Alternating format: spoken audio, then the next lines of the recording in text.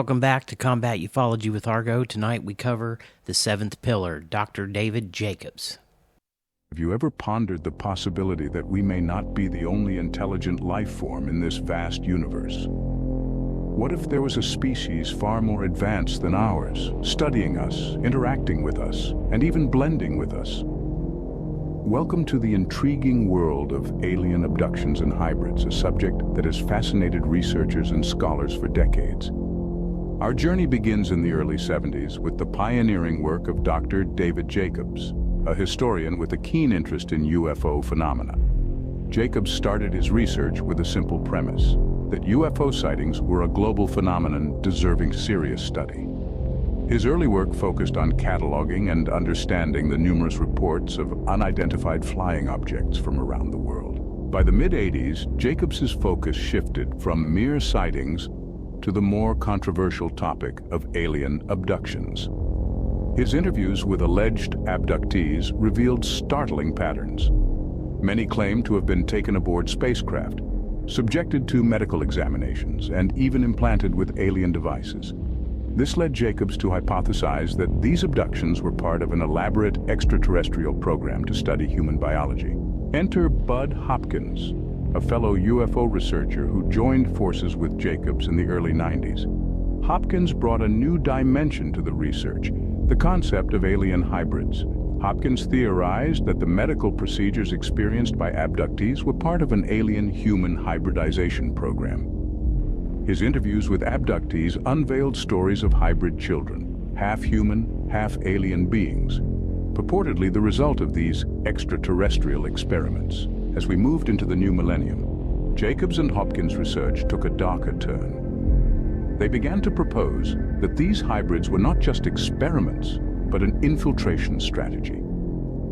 Jacobs suggested that these hybrids, indistinguishable from humans, were being integrated into human society with a potential agenda unknown to us.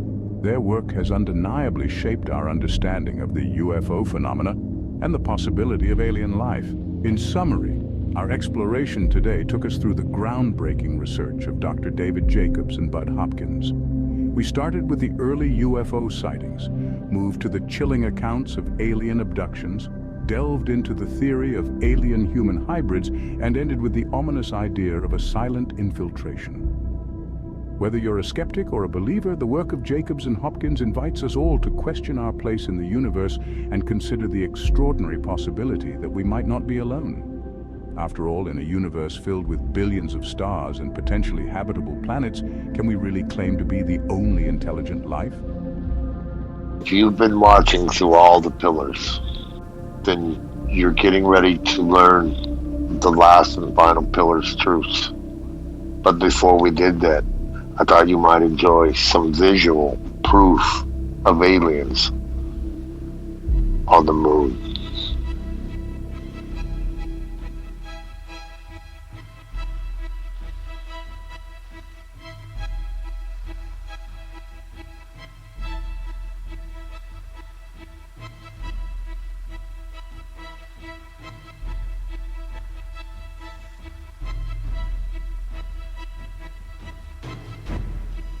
Things that don't belong if there's no one there.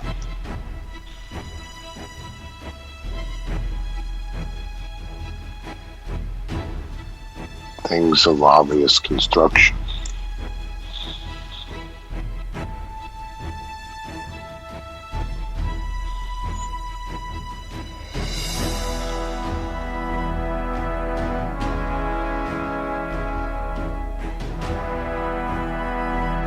Things not only on the moon,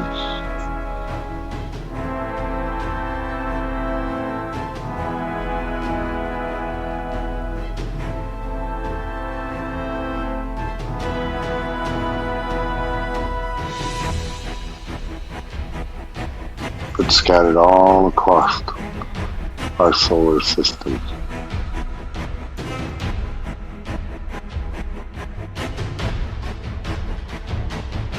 Including Mars.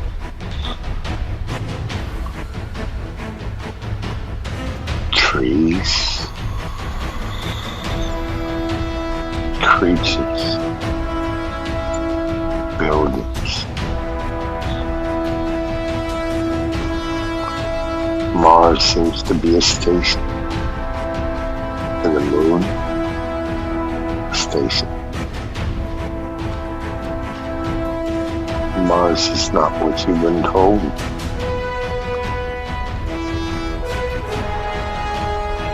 Mars with a blue sky. The real Mars.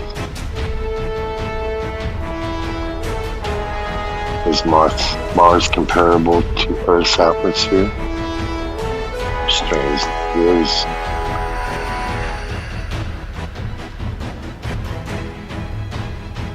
But something happened long ago.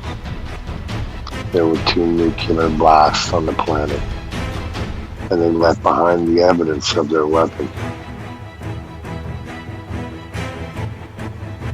Evidence of aliens in our solar system around our star.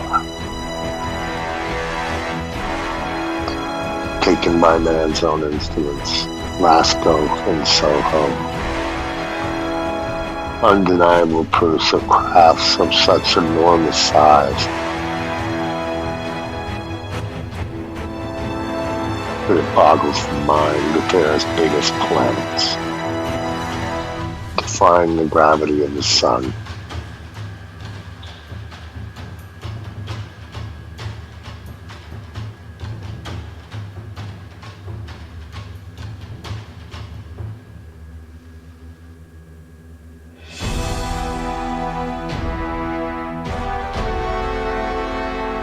They've been here for a long time, and there is no doubt the evidence is overwhelming. A fool can see the evidence, and only an idiot would deny his own eyes. Ships the size of Jupiter.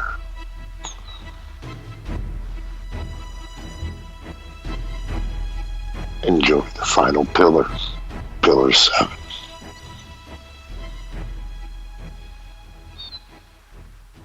All right, Argo. Tell us why Dr. David Jacobs constitutes the 7th pillar. Hello, everyone, and welcome back to Combat Ufology with Argo.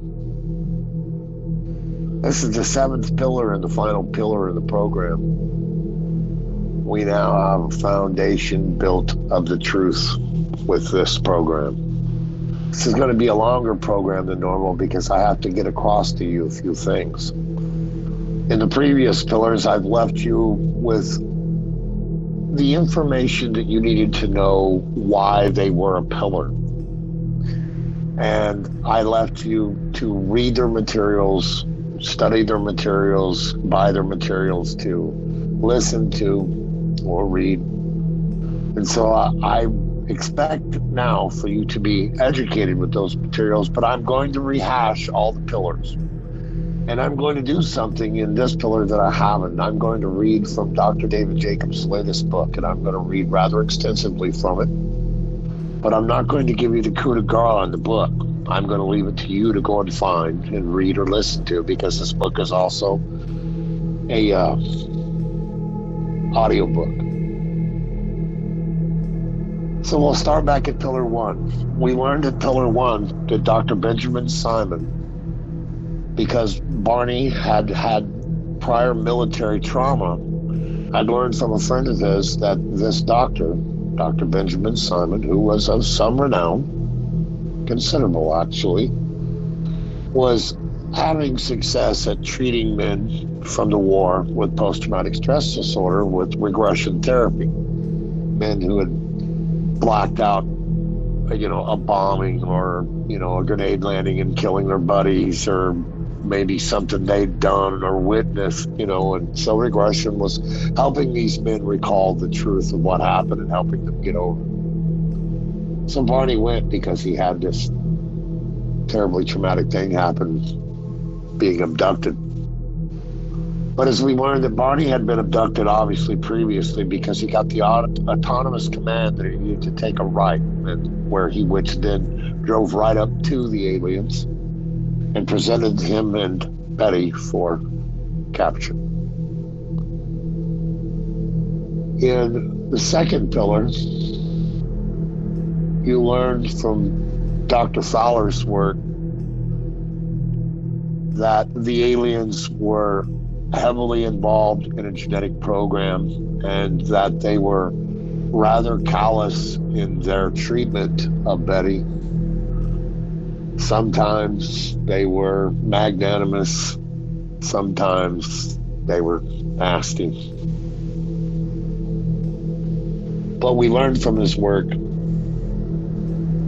that the genetic program is already going on. We learned that the tool of regression is being sharpened by people like Mr. Fowler in learning the truth of what transpires between people and the real alien civilization.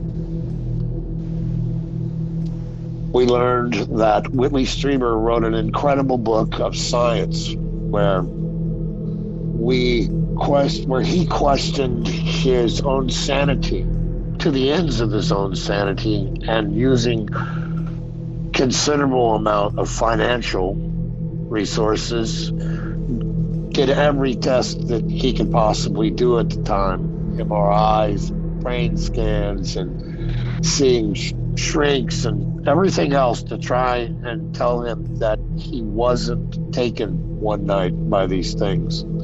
And he earned that pillar because he showed in the book Communion one man stand with science to prove that this actually happened, although the people that were there in his house with him several times don't have to doubt. And Whitley, of course, doesn't. But we also learned that we can't trust basically anything after that Whitley has written, although they're fantastic. My favorite fiction book about this is written by him, called Majestic. It is absolutely a fabulous book, but it's pure fantasy. And because he doesn't use the tool of regression for things like the secret school and stuff that he's written books about, you can't trust those things because they don't really shuck and jive with much of the other information that other abductee scientists have found. Sadly. So, we move on then to Bud Hopkins. Bud Hopkins is the man who brought the world the genetic program in flesh. Without a doubt, they are taking women, they are impregnating you women, and you are carrying that fetus from 6 to 3 months, and then it's gone.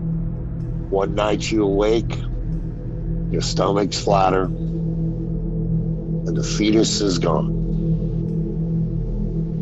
And from this, we learned that they actually created hybrid children. Women in the 80s talk about, plenty of them talk about seeing their children with the scraggly hair and the large eyes. They scared them, but yet they felt empathic with them and empathetic towards them because they are their child, and they knew they were their child. Some of them having, good relationships with these children that were created, and some of them, the children didn't want anything to do with the parent. And I would say it also happened, of course, with the women and their children, because after all, they're kind of hideous little monster half-breeds. After all. But the program continued on. And we had Dr. Carla Turner, who for her short time in this field made thunderous noise. She was a complete skeptic of the aliens. I love her.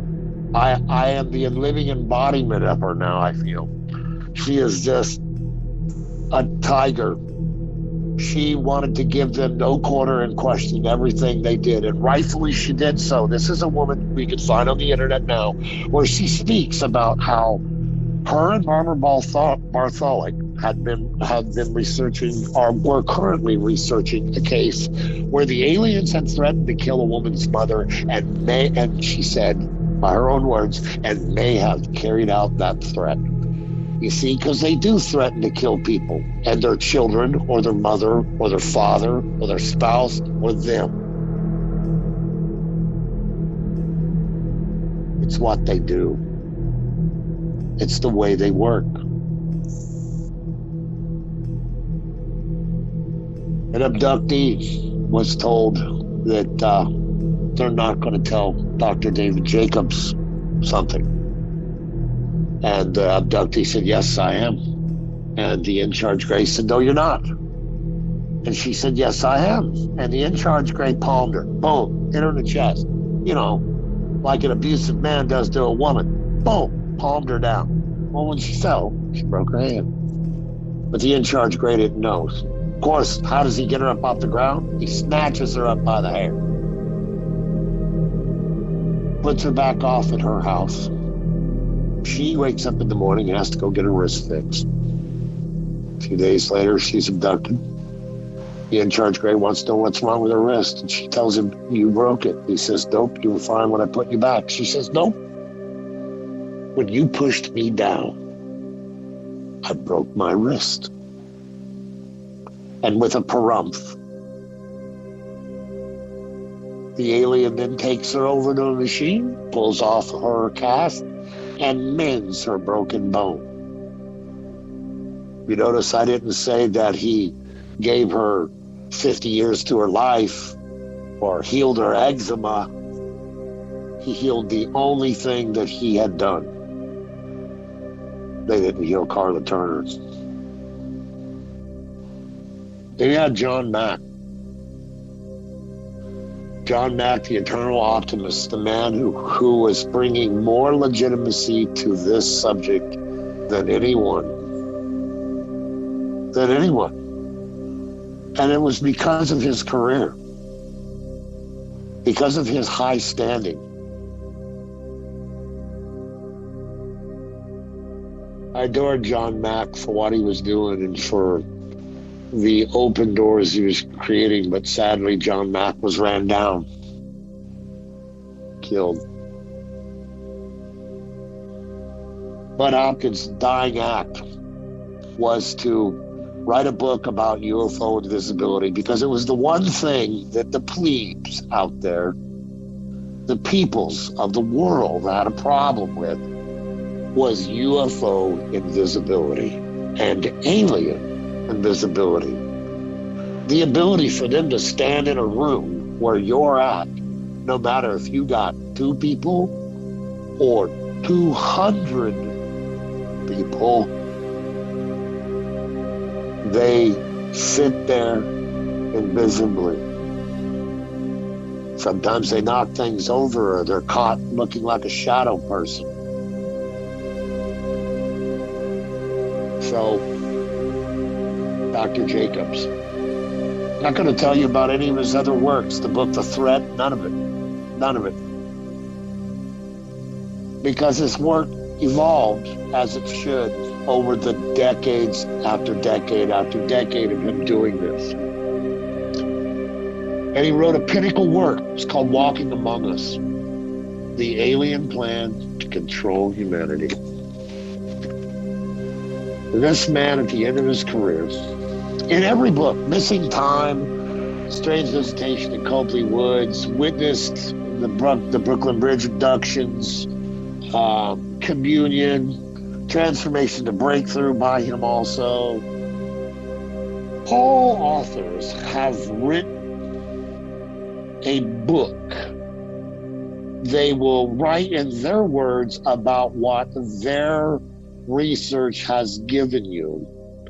And one of the nectars of abduction ufology is the actual transcription of what the straight words are coming from an abductee about what they were saying and transpiring with the alien, and what the alien was saying and doing to them. This is the nectar. So he pulled out all the stops in this book. This book is basically 80% transcripts, direct transcripts of his work with abductees and what their plan is. And so I'm about to familiarize you with the book, Walking Among Us, the alien plan to control humanity. by PhD Dr. David M. Jacobs.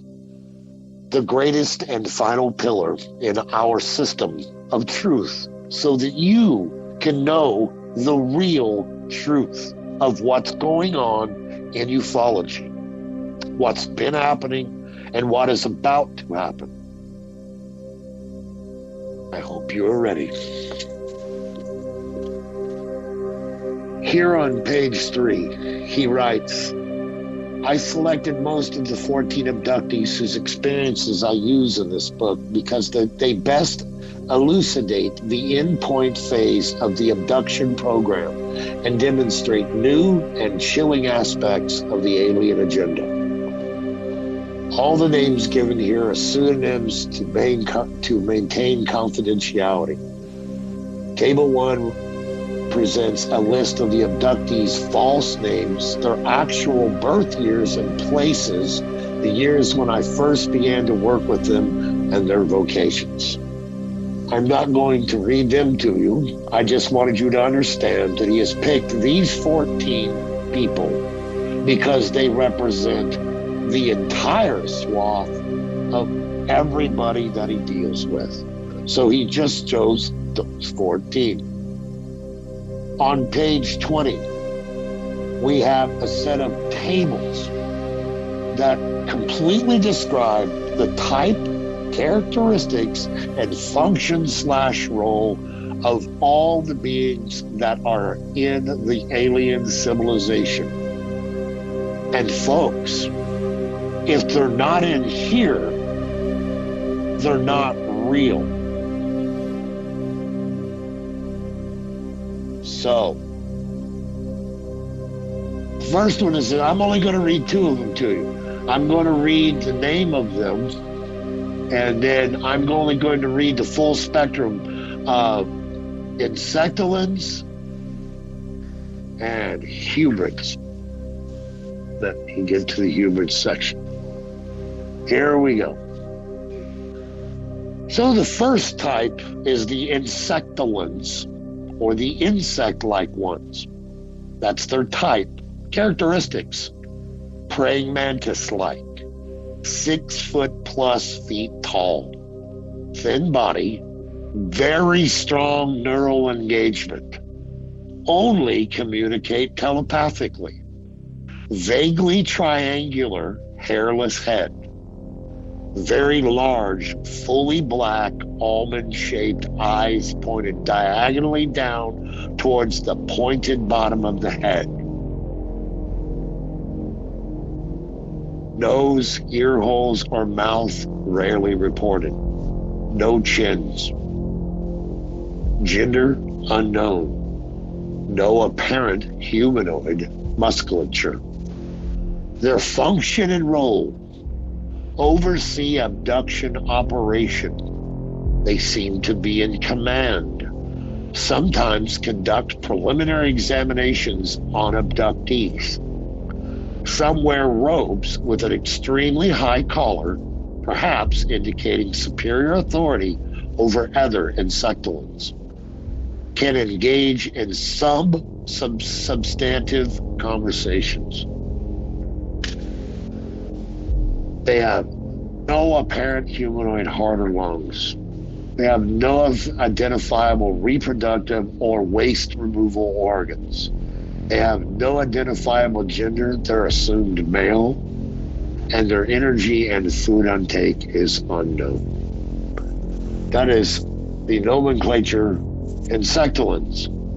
Then you have small grays, which you'll have to read. Tall grays, which you'll have to read. And here's one for you. Yes, reptilians are real. Humanoid hybrids, early stage. Humanoid hybrids, middle stage. Humanoid hybrids, middle stage continued. Humanoid hybrids, late stage. Humanoid hybrids, human stage, advanced, and security hybrids. You need to learn about that here in the book, because I'm going to give you a little bit of it here in a minute. Human hybrids, human stage, advanced and security hybrids continued, and now I'm going to read you hybrids. You see, folks, the program that Dave Jacobs has followed along through Bud Hopkins' work and his own has fleshed out that what they were really doing was creating a human version of us that is exactly like us, halitosis, dandruff, the whole works, except they're not from here. And they can control you neurally. What do I mean by that? You're going to learn what I mean by neurally control you. Humans, independent and group. Human in every way except specific neural functions. 5'6" to 5'10" tall. Telepathic and verbal communication. Broad-minded, male and female, can learn to be citizens. Medium to weak neural engagement. Now, what's their function and role? To live on Earth and seamlessly blend into society. Group hybrids learn as much about Earth society as possible. Live together in twos or threes. And independent humans learn as much as possible about human life. They live alone, but also maintain contact with their UFOs. Independents help group hybrids integrate. This is a very disturbing program where Dave Jacobs and Bud Hopkins stumbled into this.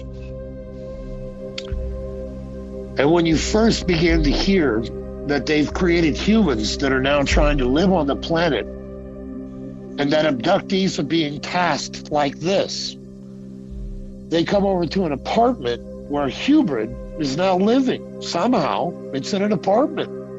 And it's got some furnishings and some dishes and this and that, but it needs to know what a fork is. And what do you do with a fork?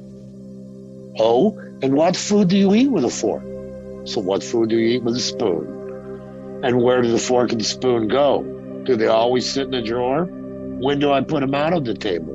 What foods are eaten with a spoon? Every single little thing that you can think of about being human on our planet, billions upon billions of little things, pop references to mathematics and arithmetic, all the little things you learn being a human on this planet, they have to learn. Where does the couch go? Does every home have a couch? Does every home have a TV? Where does the TV go? What channel do you watch on TV? And so, abductees have been teaching these human people these things for years upon years now, a few decades. I go down to page 39. The change. It's the heading of this group of paragraphs. So it's called The Change. During my research for my 1998 book, The Threat, I uncovered disconcerting reports about alien plans for the future and about a change that has come. This change would consist of human-like hybrids intermingling with humans in everyday life. Abductees reported that aliens had told them that soon everyone would be together. I had heard this in similar statements often to understand that this was part of the aliens' goal. Their activities and communications strongly suggest that they were engaged in a carefully conceived program that was directed towards integrating hybrids into human society. Since 1998, I have found an evolution in some important abduction events. Many abductees are now being given new, additional duties. For the last decade, abductees have told me that although the common abduction procedures still take place, implementing the change has now become almost a full-time occupation for many of them. Even abductees I have known for many years have reported this difference, suggesting that the change is now either in effect or has expanded greatly over those years. It is clear now that integration into human society is the aliens' primary goal. All aliens are part of a dedicated program to integrate humans into humanity.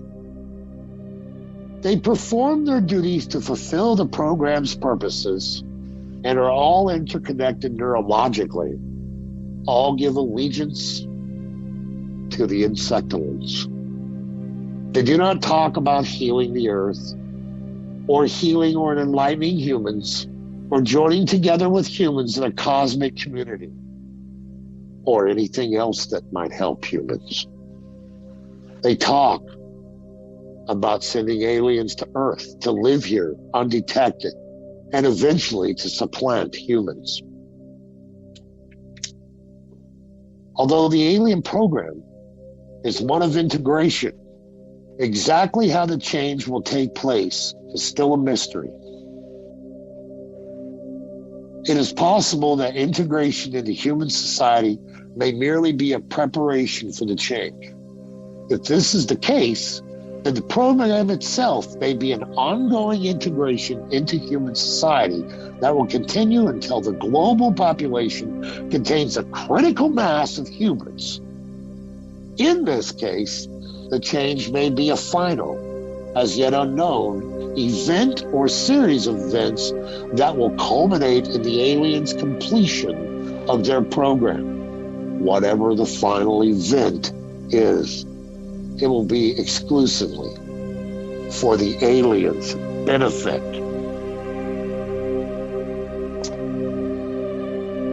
They're not here with 50 different races to teach you. Now, I'm just speaking now, I'm no longer reading. They're not here with 50 different races to teach you how to be better human beings.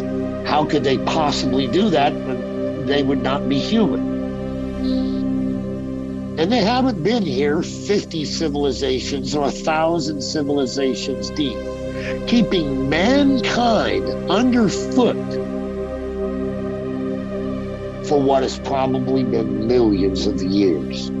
It's just not possible.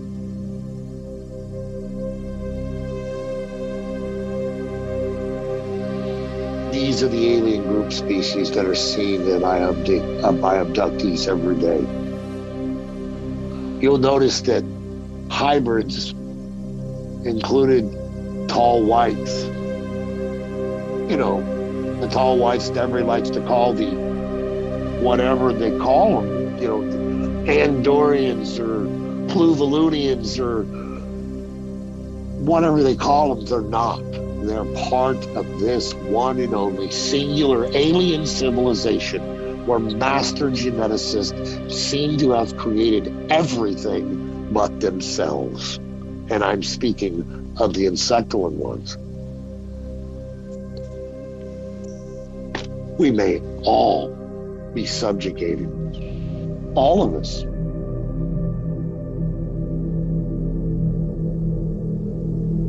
I'm going to read to you now from page 129. The more humans an abductee encounters, the more important safety becomes. Because humans are so critically important for the program's outcome. Their safety becomes the program's safety. To protect them, the aliens have established a security force. Like personal project hybrids, security hybrids bring humans to abductees' homes for training. You know, like how to learn about a fork. But unlike personal project hybrids, security hybrids have no interest in human society at all. Their mindset is fixated on the program's security and safety. That is all they think about. Abductees are not to talk about the program to anyone. They must do exactly what security hybrids dictate. If the abductees continue to talk in the face of pressure, violence can be used to stop it.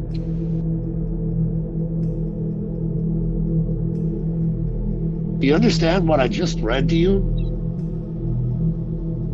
The aliens have put a security force here around both their humans and many abductees. And if abductees don't go along with the program, violence can be used. That means this man, Dr. Jacobs, knows of stories greater than the one I told you of the broken wrist, where violence has been used. You know, violence. Not the huggable ET alien that you're being sold by people like Greer.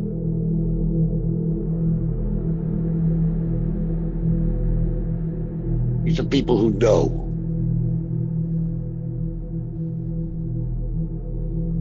Security also means protect. So this one's called violence, this heading here during this chapter. It says violence. Security also means protecting humans from violent humans. When an abductee reported to me that hybrids, now that's the human that the aliens have crafted and are here trying to learn how to be us. That when an abductee reported to me that hybrids on board mentioned concerns about violence, it was at first somewhat puzzled. I was at first somewhat puzzled, given how all types of aliens can control humans' neurons. The more I learned, however, the more this concern seemed logical. I was already aware that the abductees on board sometimes regain mental control, get loose, run down hallways, and physically attack aliens. Moreover, considering the vast number of abductees operating within the system, one can imagine all sorts of scenarios where violence may become an issue, whether through loss of control of an onboard abductee, conflicts arising during field training experiences, or resistance from abductees when humans use mental abilities to try to control them. Violence also takes place among personal project hybrids and security hybrids. They do not hesitate to use it on chronically disobedient abductees. They routinely instill headaches into those who describe their experiences to researchers. They push women backward to the floor and pick them up by their hair. They press their thumbs into abductees' cheeks, causing pain, but leaving no mark.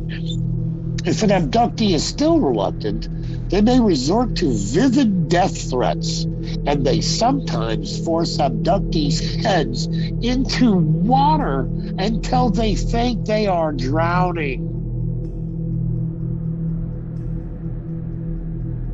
So abductees, if you're out there and you hear me, and you know you've tried to tell a friend that you had a nightmare that the aliens were drowning you, they were.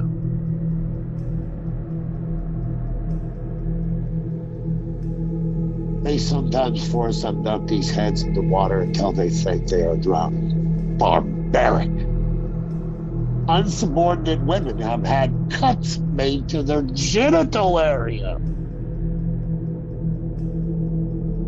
Ladies, don't sass back, or you may have your genitals cut by aliens. This causes little or no bleeding, and within a day or two, the cuts quickly heal. And of course, the abductees know not to go to the hospital.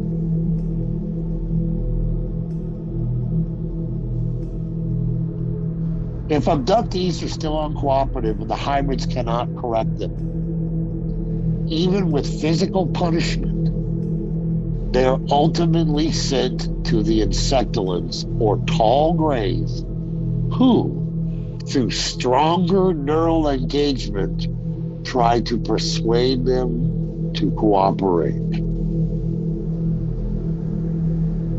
Although any human can control any one human in a normal situation, it seems that neurally weaker humans have difficulty controlling several humans at once.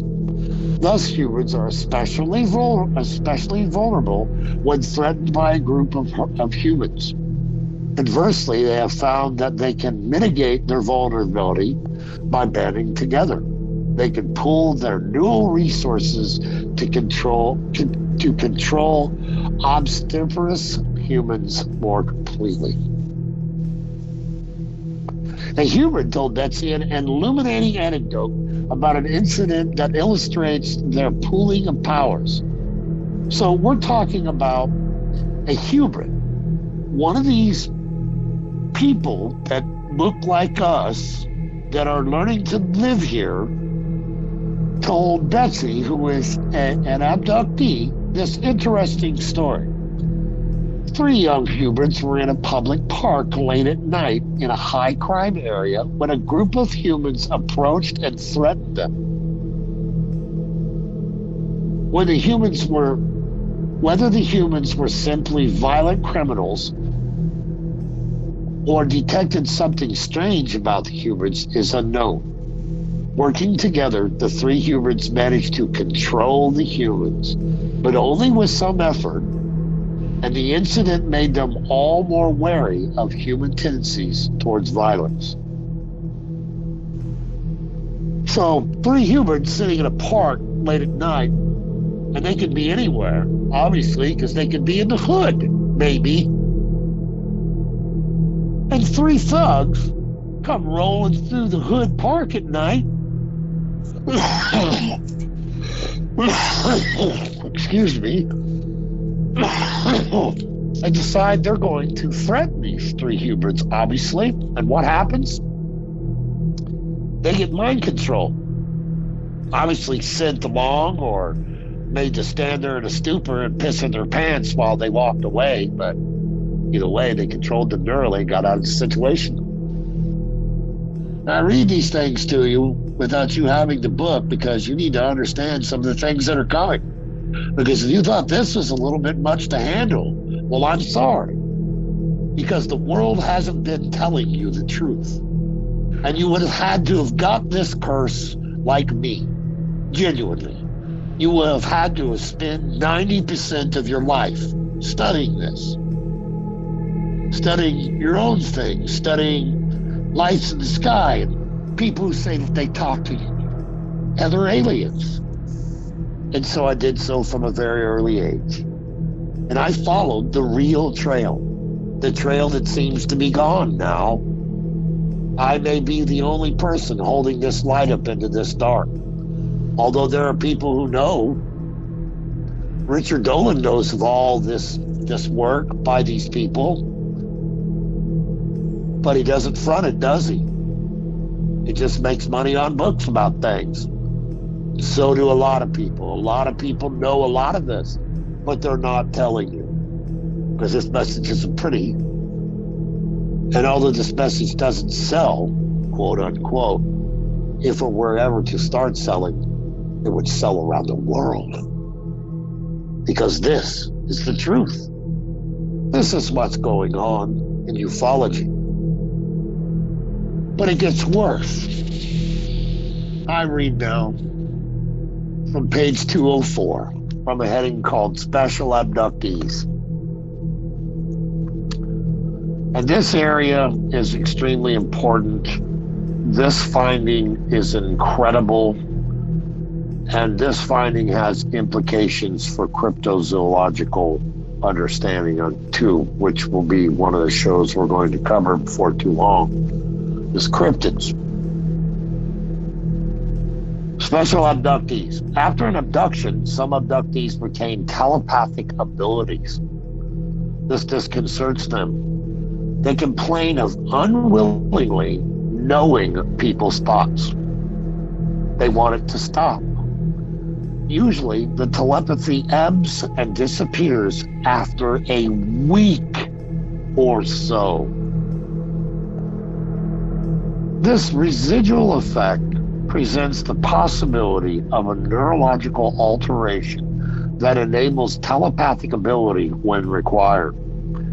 It may be using existing human neural architecture in a different way, or in a way that maybe something is hardwired into an abductee, who will eventually be able to use this ability at will. If the latter is the case, it suggests other brain alterations in abductees and even more capabilities than just telepathy. Moreover, this neural ability may be intergenerational, reinforcing the idea of it becoming a permanent neurological change. So, I've seen Dr. Jacobs describe special abductees as abductees that are abducted 3 to 4 times or more a week. And I've seen him describe this condition more. And what he says is that maybe because a person spends 4 nights out of the week for 2 to 6 hours of the evening with these aliens, speaking telepathically in their mind, that it opens the neural pathway. When I've seen him, and you can see this too, just go and look. I've seen him say that a woman goes to work and she can suddenly hear everyone around her thoughts. Everyone, every man that walks up to her, every woman that walks up to her, everyone around her, she can hear their thoughts. And so she has to take a week off from work. A week off from work because can't stop hearing people think.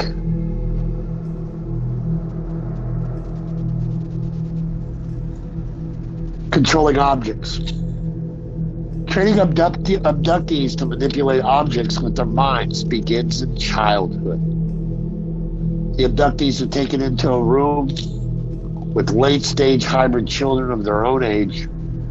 The room has a collection of special toys. The hybrid children mentally make ball-like toys fly into the air and then return to their hands. They can mentally make flat, featureless toys flash in different colors.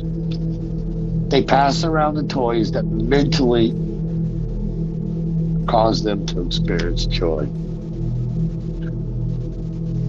Once they have demonstrated the toys, the young hybrids tell the human children to do the same thing. The abductee children protest that they cannot play with the toys in the same way, but the hybrids urge them to try. Of course, the abductees find that they can manipulate the toys with their minds, just like the hybrids. This is not telekinesis. Rather, it may mean that the toys have the ability to receive whatever energy comes out of hybrids and abductees' minds. This requires a special connectivity between mind and matter that non-abductees may not have.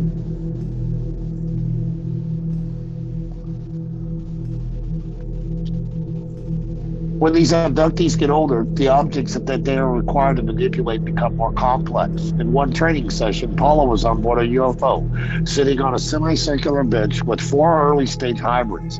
They were all required to look into an apparatus Paula described as some kind of tube, like a computer, but it has depth to it, quote. The apparatus contained plates, quote, that had to be moved on top of one another. After much urging and help from the presiding hybrids, she was able to move one plate onto another one. The hybrids encouraged her throughout and told her it was one step of many to come. The point of this exercise is unknown. What is important is that an abductee and hybrids work together to achieve a neurological goal that will become important. Dare I say, tantamount to the things you're going to hear next.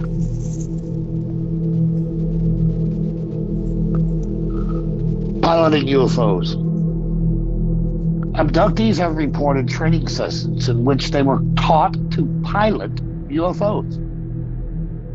In one such incident, Phil Nelson, that's a pseudonym, was placed in front of a console in what he assumed was a training device and watched on a screen as he flew, in quotes, the UFO.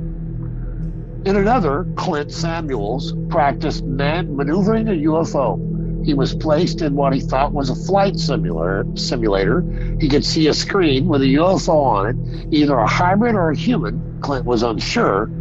In his 50s, with gray hair and wearing a uniform, instructed him. Clint found it easy to maneuver the UFO with the man's help. In yet another training exercise, Rachel Howard was taken to a console with a screen displaying hostile humans chasing a stranded gray alien through a field.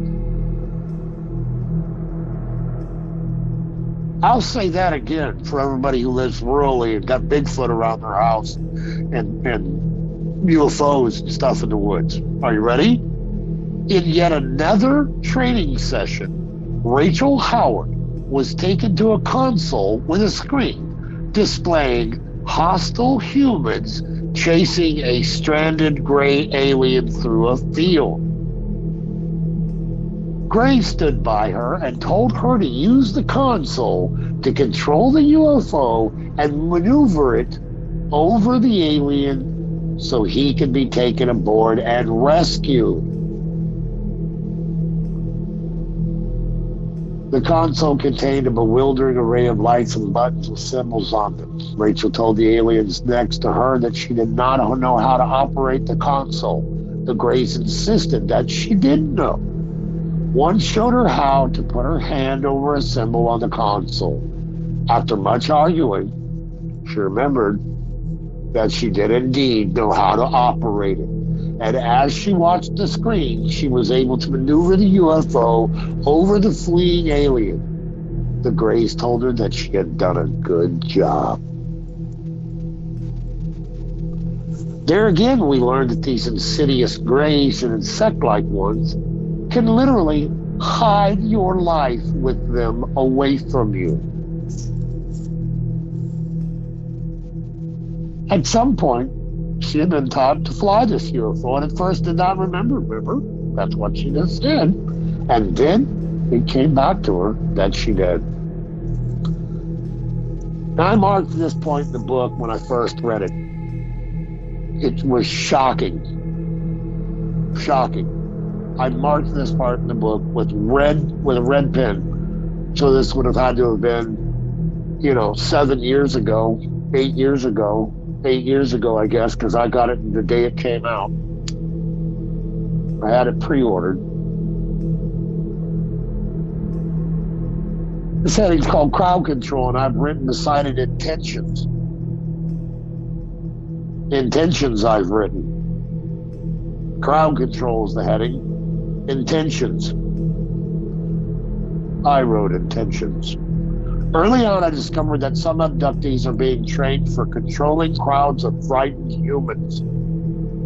For example, during one onboard training session, Brian was told that it was up to him to keep control of people as they moved in crowds down a certain path, working in tandem with a hybrid in a specially designated scenario.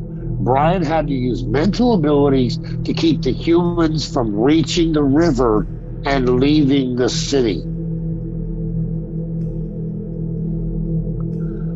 Paula was shown a large wall screen displaying a street map. A hybrid pointed to where she should stand to control people. The hybrid told her that she was to make sure that panicked people moved towards a waiting UFO as they rushed down the street. People, do you understand what that means? That means that the alien species has spent the last 50 years creating a human that it only knows that its job is to learn how to be here and be deceptive about it so that they can blend in, and that their one actionable plan is crowd control, mind controlling people who are running into a waiting UFO. It begs the question, what's in the sky? What's happening to the earth? That people would run in a mass, in a frightened, scared, terrified mass to UFOs.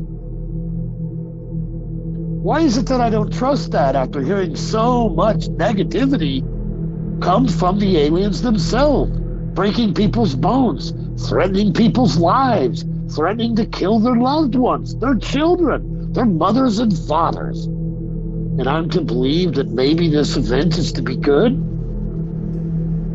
Mary, I say to you, this isn't good.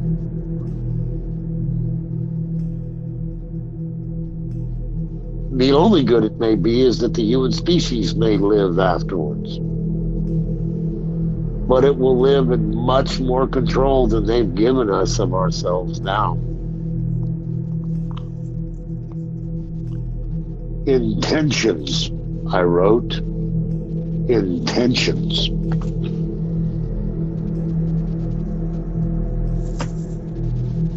You want to hear another intentions?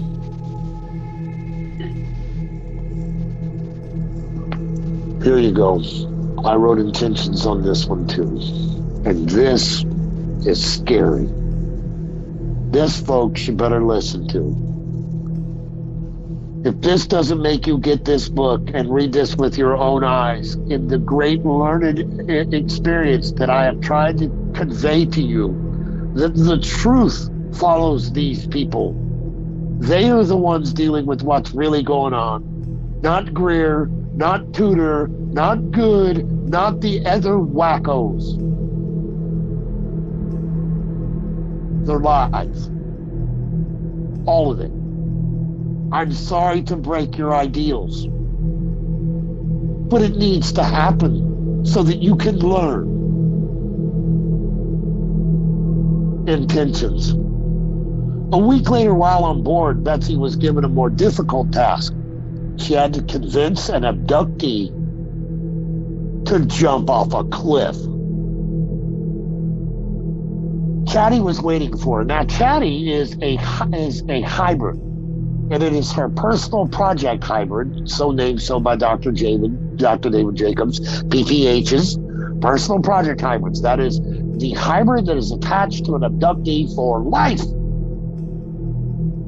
And they all have them. All you abductees that are listening to me now, you all have one. You may not remember his name, or his face, or hers, or even that you have one, but you do. I'll start again, as I wrote in red italics intentions. A week later, while on board, Betsy was given a more difficult task. She had to convince an abductee to jump off a cliff. Chatty, her PPH, was waiting for her. He was happy and excited to be with her again. They went into a room where another male hybrid waited. Soon, a different hybrid brought in a naked human in his 30s with a beard and mustache. And now I'm going to give you the nectar I spoke of. Here it is. The direct transcript is to follow here for a couple of pages. It's a large room. C, which stands for Chatty. C is telling me not to worry. Everything will go fine. We are ready and prepared for this. Dr. Jacobs, okay. What is the bearded man doing? Just standing. I'm going over and staring at him. I'm making him think things. I'm putting images in his mind of some kind of a bridge or high place. I think I'm trying to get him to believe he's actually there. This is not an easy thing to do. He can still see the room around him. I have to convince him not to look at that. Only think about this image. It's a little like a tug of war at first. He's seeing the room. I'm pulling him to see my image. He's pulling back to see the room, etc. C is helping me now. He's telling me I need to forget about the room. My thoughts of the room help him to pull back to it. So he has been monitoring you during this, Doc Jacobs says. Yeah, now she's under hypnosis now. Yeah, he knows what I'm doing and thinking. He's telling me the guy is too aware. I need to take him to a deeper level. I'm kind of saying, I've never done that. I'm not sure I can. He's telling me to relax, take him to a deeper level, then reintroduce the image. So he's sort of instructing you rather than just telling you to do it, Doc Jacobs says. Yeah, he's giving me steps, kind of, but not the hows. I think I know the hows, though.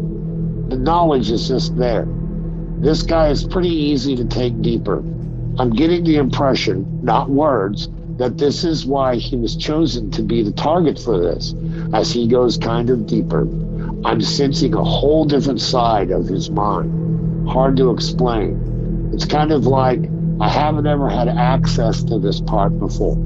C is saying it's easier to do some things here, and I'm putting the image of that bridge, or whatever it is, back in his mind. It's sort of the scene of like a long footbridge with no railings. It's made out of metal, almost like a catwalk kind of thing, but not a grate on the bottom. So it's very intricate. It's over some canyon or something. It's high up. We're supposed to be standing on one side and looking at it stretch out before us. The room is gone now. It's not even a factor. So they're completely in his head. It's like we're there at this scene, although I still know I'm not really. I don't think the guy knows that, though. I'm feeling a certain amount of fear from him. He's afraid of the height. C is telling me to now have him walk across the bridge. The guy is afraid, doesn't want to. I don't want to force him. C is telling me I must. I have to learn this task. I'm pushing the guy to begin walking. I can feel his fear. It's very real. He thinks he's going to slip and fall off, killing himself. I'm forcing him to move his feet, one after another, slowly. I'm not supposed to reassure him. He's supposed to be afraid and reluctant, and I'm supposed to force him. This is awful to remember, but at the time, it wasn't really affecting me that much. I have to make sure he's envisioning his feet landing safely on the bridge. With every step, I can't let him fall or think he's fallen. This is important, Doc Jacobs asked. You force him while at the same time keeping him safe? Yeah. There's something about if he believes he's fallen, he may damage himself.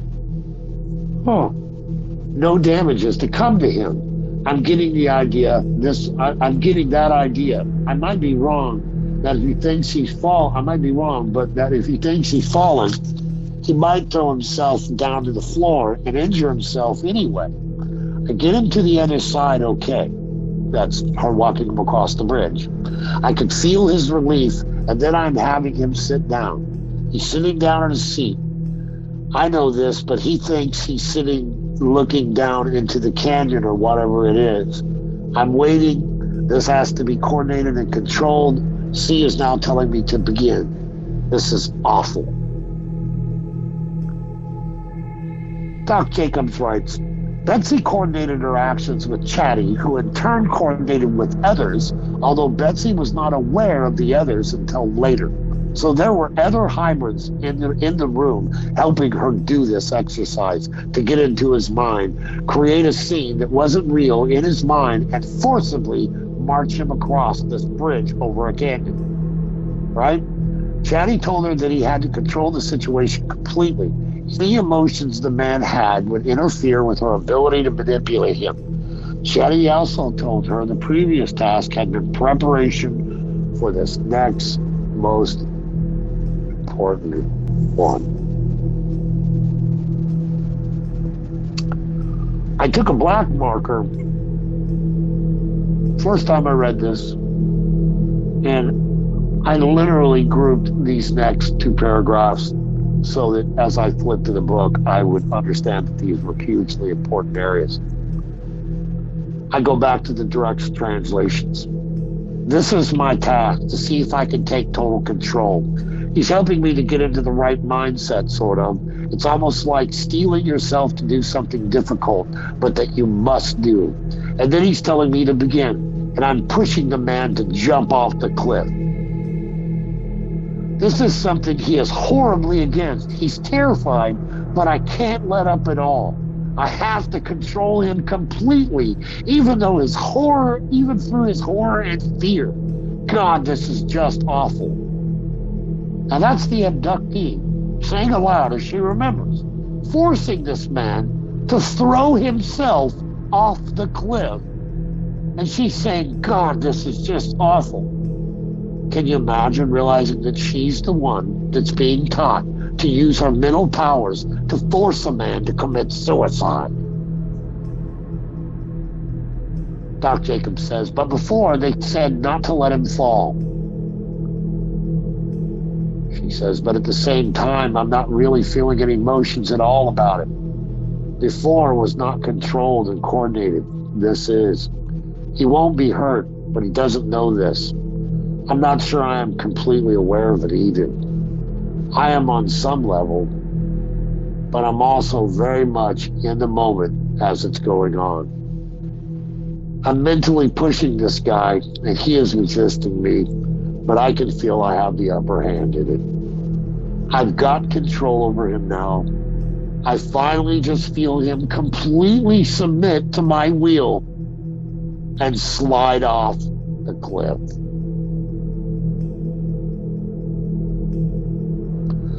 Almost instantly, I'm in the room again. The bearded guy is on the floor by my feet. I'm on a cube seat. There are 3 small grays around him. They are helping him, and he's still got a fearful look in his face, but he's out of it, too.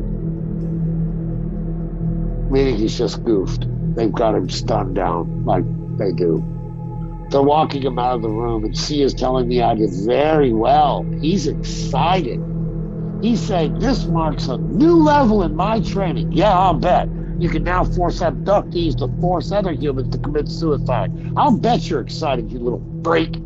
Oh, it makes me mad sometimes. Now we can move forward.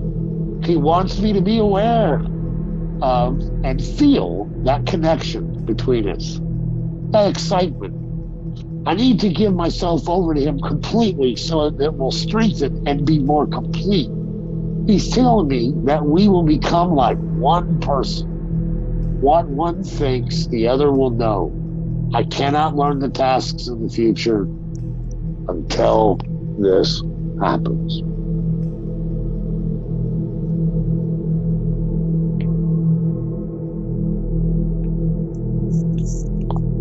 People, you're going to have to get the book and read it. And I'm going to give you one more experience, and I'm not going to read it verbatim. I'm just going to shoot it off the cuff. I know it, and I'm going to give it to you here. It's one of the coup de grace in the book. Man has a university professor. She's undergoing hypnosis for all of this that's going on. She's laying there, and Doc Jacobs is hearing her talk about how she's sitting on the street corner with her PPH, her personal project hybrid, one of the security forces,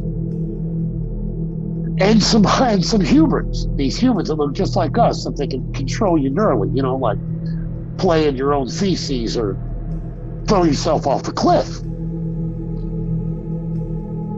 And he says to her, wait. You have all this education. You know these languages, they don't want you to be a liaison between us and them, to be some kind of communicator? Which people don't understand abduction or regression and hypnosis, you can answer questions, feel pain, taste things, read books. You can do all sorts of stuff while you're under hypnosis. Hypnosis is a trick that allows the mind to completely relive an experience all the way down to the pain. It's been known for thousands of years. And it may have been put here by someone. Who knows? But they take abusive advantage of this. They hide abductees' lives. This woman's sitting on the street corner, and he says to her, aren't you going to be a liaison? Aren't you going to be someone who's going to work between our two species? She says to him, sternly and rather aggravated by the question, I don't know what to tell you. This is what they showed me. I'm standing on a street corner with Hubert A and Hubert B, and we're using our mind powers on this crowd. And we're telling them, be calm, just keep moving, just be calm, keep moving.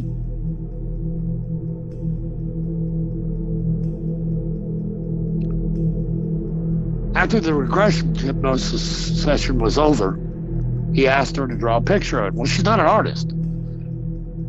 So what she drew, she took a white piece of paper with the rectangle up, and she drew a horseshoe. And then she allowed some space, and she drew a bigger horseshoe around it. And then she drew boxes in the middle of the horseshoe and boxes around the outside of the horseshoe with a circle at the top of the U shape of the horseshoe. So when Doc Jacobs realized that what she had drew was a top-down view of a cul-de-sac in a neighborhood. And people were streaming down both sides of the neighborhood, down the street, to the end of the cul-de-sac, to the waiting UFO.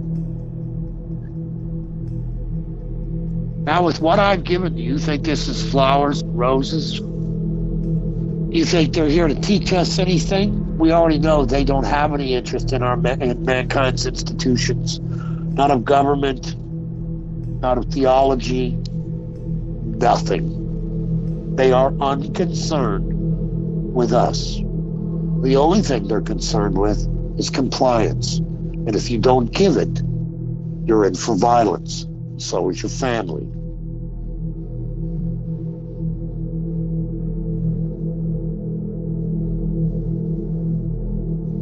One of the next shows we're going to do is I promised you at the beginning of this show that we are going to bring to bear this knowledge against the fools, against the Sadducees and Pharisees in this subject, against the liars, against the idolaters of this subject, against the people who lie to you, against the people who say too much, who may know something, but they say too much. They go too far with what they conjecturize to be truth when it's not. Many of them are liars in nearly everything they say, and don't even realize that they think they're doing the world a favor. We're going to pull them apart.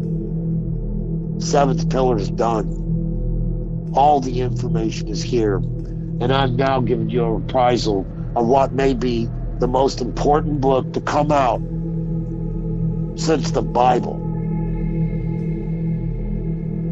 The aliens have crafted a human being, ladies and gentlemen, and they're learning to live here. And they have a plan.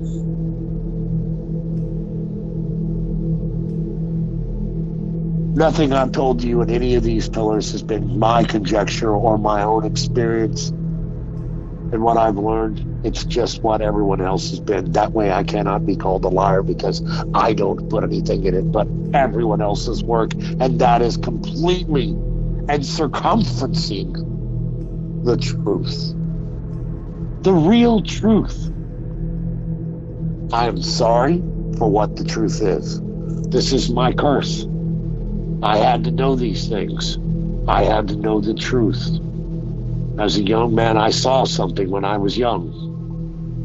And it told me that I had to find the truth. And so I followed the truth. I remember when I was a young man in my 20s, during the 90s, I remember Alien Autopsy came out, and you could buy it on VHS, and I would sit and watch it, and then I'd give it a break for an hour or two. I talk, just ran a gush about it, and I'd watch it again. Such optimism. I had such optimism. I used to have optimism. I no longer have any optimism.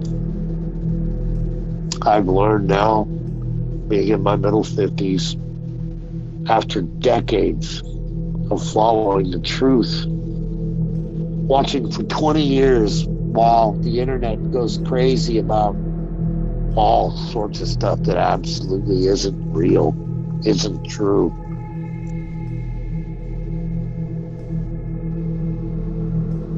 I've given you the truth of the seventh pillars, And I've given you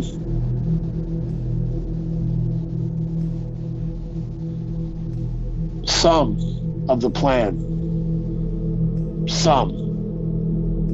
You need to get this book, and you need to read this book, and you need to give this book to your spouse, and you need to buy a copy for your mom and your dad, and you need to have an extra copy in your house so that this book can be learned from in the years to come. I know I will pass mine on to my children with the italics intentions written in it and the important paragraphs outlined in black. Because Dr. David Jacobs gave you what every single person in abductee ufology who has not been directly related with the research wanted to know, which was the truth, and this is the truth. And he has given you the direct transcripts. He's not conjecturizing or talking about what he thinks anymore. He's laying it out in the aliens' words and in the abductees' words. It is clear. You may think you've met some of these people because they are here. They probably run in groups. Dave Jacobs says that this began to be a thing around 2001. They began to hear people talking about teaching humans, these people, to be here, how to use a fork. In this book, one of them, the abductee, teaches a human how to drive.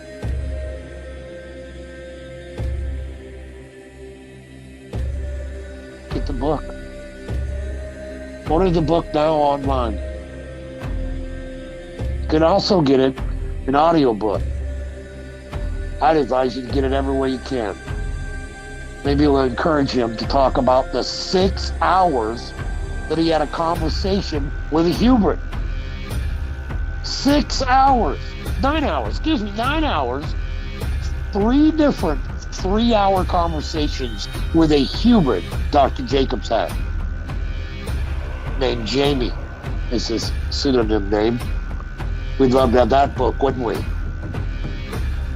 What would Greer and the other idiots do with that? Well, they definitely wouldn't talk about it because it's real and it's the truth. And now you've learned the truth here in Combat Ufology. There are more aggressive shows coming against the fools who look to deceive you real soon. I'm sorry to have passed this on to you in such a way, but it comes to you as it came to me. And I give it to you as it was given to me to learn. I hope I've done you a service. I hope I've done your search for truth some justice. I hope you understand that the world lies to you. And that this message seems to be the only message, and maybe that's the message. That's why this message has been smashed out. Because the powers that be don't want you to know. And we definitely know the aliens don't want you to know. They'll threaten to kill you if you tell a researcher.